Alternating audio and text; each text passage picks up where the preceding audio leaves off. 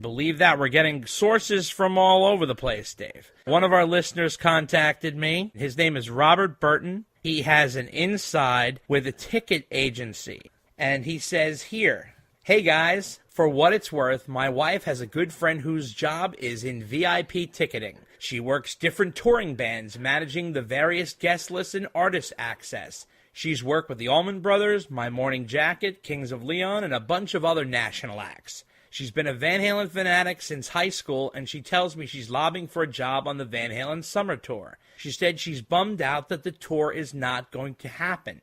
She says it was supposed to be 12 stadium dates, but plans were canceled. It's certainly not news I wanted to hear, but she has no reason to BS." So everything seems to be pointing in this direction, Dave. What do you make of it? Well, if we're throwing rumors onto the pile, I've also seen stuff on the links as well. Somebody knows somebody else at Live Nation, and while there's certainly buzz about Van Halen, there's nothing definitive for this year happening over there either. So, I mean, basically, Eddie Trunk doesn't know any more than we do.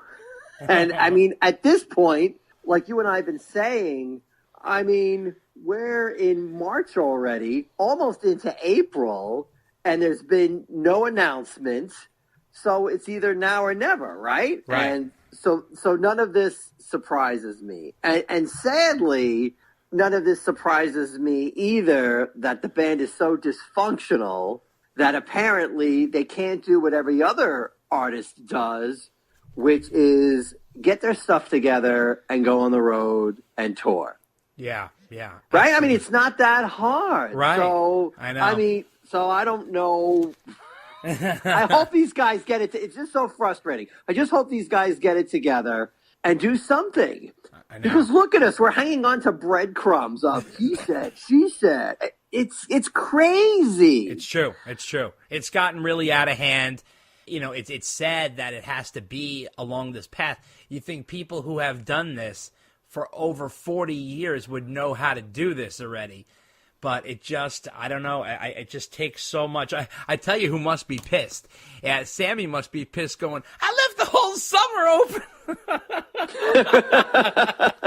Yeah, although I mean, he may have been doing that anyway. I mean, the guy's 70 plus, so maybe he's not touring as much as he used to anymore. And he was just like, you know. So, yeah, but Sam does like to tour in the warm weather. I don't think he would have gone full hard for 3 months, but he probably would have done maybe 15, 16 dates, like, scattered throughout. You know what I mean? Like, if I was him, I'd be a little pissed, to be honest with you. I don't know where this puts the Wolfgang situation. Obviously, that's got to be attached, because if this thing is not going to come out, and I don't know. That's why. But it shouldn't be. Yeah. But it shouldn't be. That is his soul, right? I mean, I'm sorry to interrupt you. No, but that's all right. This no. is, and I apologize to the listener who pointed out to me that I interrupt Dave all the time. Oh, and yes, that's I'm fine. doing it again. It's fine. That's ridiculous. Don't worry about it. But the fact is, that's his solo thing. I mean, if he's really banking on tying that into a Van Halen tour, man, then we are going to be waiting at the rate we're going a long time for this solo album to come out. Yeah. And he shouldn't be doing that. I know. I think he should just be trying to stand on his own two legs. But, you know, hey, it's his solo album. He can do with it whatever he wants. But, right. Wolf, we're ready. We're ready. Yeah, I know. Well, I'm wondering, obviously, they must be gearing up for, like, an arena tour. Maybe they thought that the stadium thing was way too much to bite off. Maybe they've been listening to the podcast, Dave. Maybe they've been keying in and saying, you know what, guys?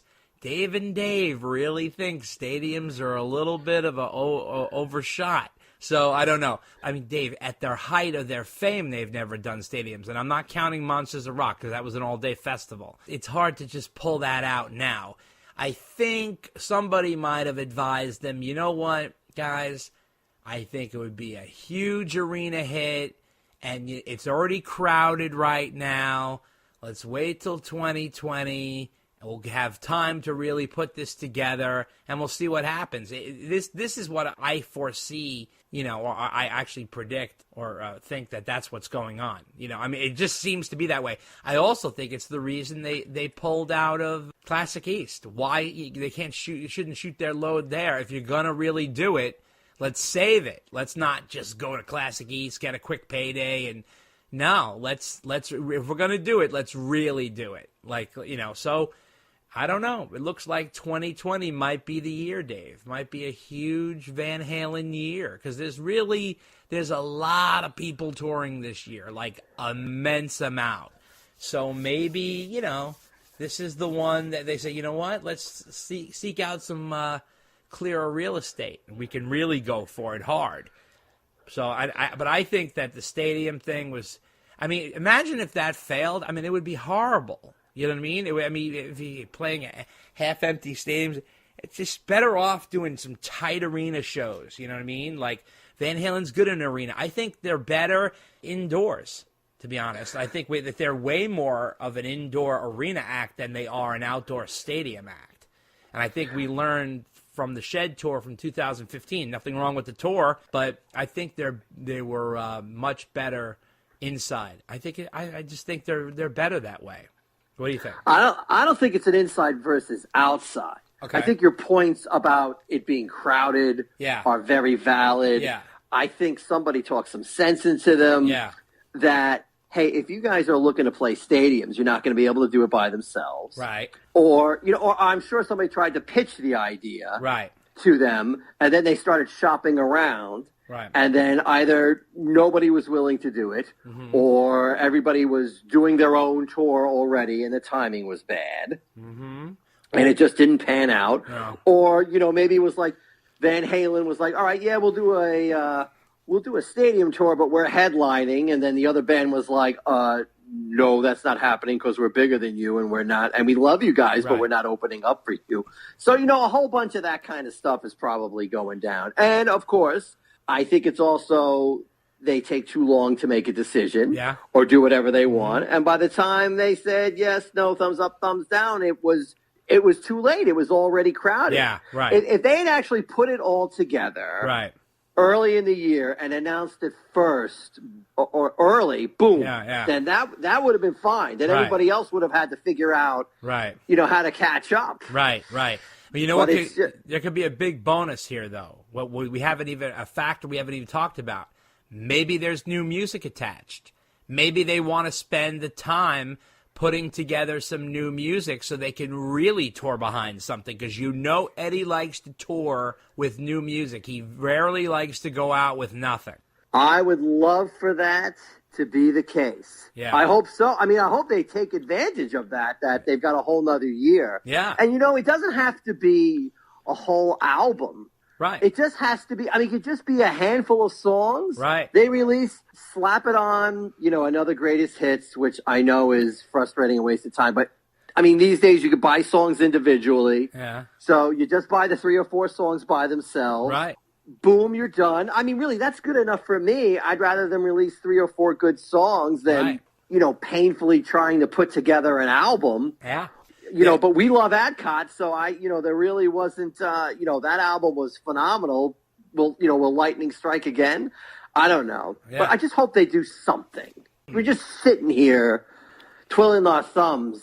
Yeah. Waiting for the phone to ring. I'm wondering if there's going to be an all Dave era greatest hits, the one that they put away. Maybe they'll do something along those lines in the sense that add 3 or 4 new songs because that was always shelved. Maybe, but the more I listen to streaming music these days, the less I see the reason to have a greatest hits per se, because these streaming services have their own compilations they're putting together. Right? They're putting together. And I listen to them all the time, and I'm like, this is pretty good. And it's not a quote-unquote official release. I know. It's just a bunch of, It's just a bunch of songs they stream together. That's true. So why do you even need, it's almost getting irrelevant for that type of greatest hits. Right. Because the streaming services are already doing it. Right. That's true.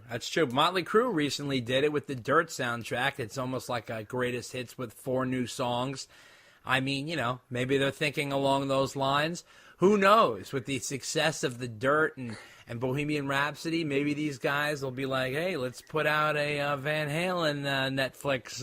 You never know. Oh, no way. They would never. You can't, Dave, you can't get them to agree. I know. They'll never. I'm kidding. I'm kidding.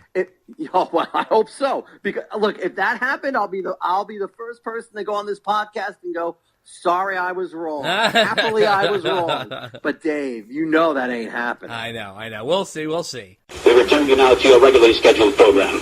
So now another crunchy piece of news. Okay, so Wolfgang resurrected on Twitter. This was funny because this wasn't a post, but a reply to somebody's comment. So there was somebody out there called M. Swanson 3000, which sounds like the new vacuum cleaner out by Hoover. The M. Swanson 3000. But it says here that he just made a comment about Wolfie's clip that he posted eons ago for his solo album. And it says, "Great tone, Wolf.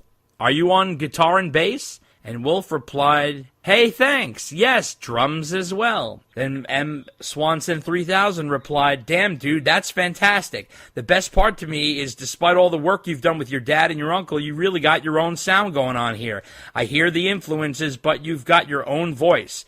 Keep up the great work, and best of luck to you." And Wolf replied, and this is very key, "Thank you. Very excited about getting this stuff out there when the time is right." Now, what that says to me is this thing is on hold. I don't foresee this album coming out anytime soon. First of all, like we noted on the last podcast, things are already happening for albums that are coming out in May and June and July. The people are already releasing singles and videos and announcing dates and none of this. So I don't know what is happening with that. It's got to have some sort of tie to the Van Halen situation. I don't really know. What do you make of that, Dave? Well, it's not very encouraging in terms of it coming out soon. I agree with you.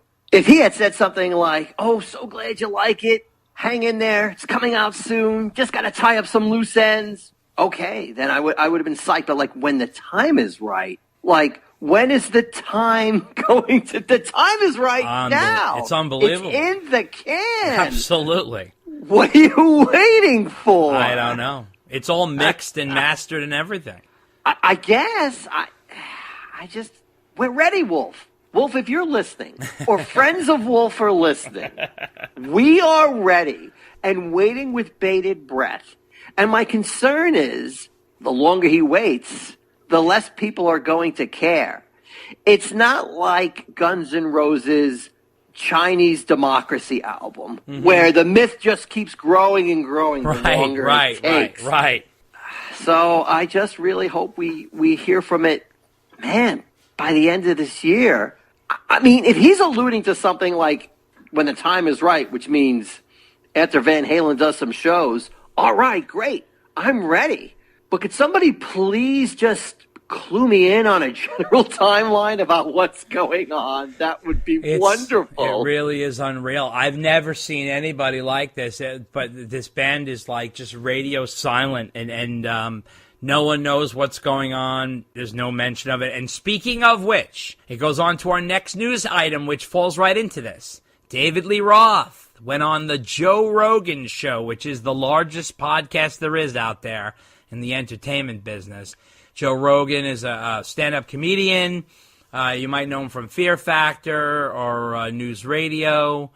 He's great. Joe's awesome, and he's a fantastic podcaster. And he had a Roth on, and Roth's been on there before. He was on maybe 4 years ago or maybe 3 years ago or something like 3 or 4 years ago. So he goes on there, and everybody's anticipating Dave's arrival and what this is going to be. And obviously he's promoting Ink, the original, his tattoo line, which is great. But, we're wondering, is he going to say anything? Well, Dave and Joe talked for 3 hours, and people complain about our podcast. It's unbelievable. No, I think I'm the only one. Yeah, you're the only one. 3 hours, and now everybody was complaining that Dave literally didn't. He mentioned Van Halen in passing, and we'll get into it, but did not discuss anything about Is he in Van Halen? Is he recording with Van Halen? Is he touring with Van Halen? Michael Anthony? None of that. He basically mentions Van Halen like as a reference, you know. Didn't talk about Ed, didn't talk about Al, nothing. And interestingly enough, this basically had to be a situation where Joe was either had to make an